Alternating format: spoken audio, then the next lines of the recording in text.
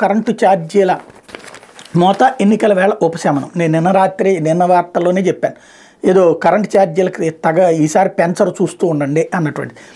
వీళ్ళు ముందుగానే స్టోరీ రాసుకొచ్చారు కాబట్టి ఎట్లాగో పెంచరు గ్యారంటీ అని చెప్పి అదే జరిగింది. 4 ఏళ్ళు ఎడాపెడా విద్యుత్ ఛార్జీలు పెంచి ప్రజలకు షాకుల మీద షాకులు ఇచ్చిన జగన్ ప్రభుత్వం 2 నెలల్లో సాధారణ ఎన్నికలు జరగనుండటంతో ఇప్పుడు పేదలపై ప్రేమ కురిపిస్తుంది. విద్యుత్ ఛార్జీలు భారం వేయకుండా ఉపశమనం కల్పించామని ఉదారత చాటుకుంటుంది. వైకాపా అధికారంలోకి వచ్చిన తర్వాత ఏటా ఏదో ఒక పేరుతో వినియోగదారులపై ఛార్జీల భారాన్ని మోపింది. ఏప్రిల్ వస్తోందంటే చాలు కొత్త విద్యుత్ టారిఫ్తో ప్రజలు ఉక్కిరిబిక్కిరి అయ్యే పరిస్థితి కల్పించేది.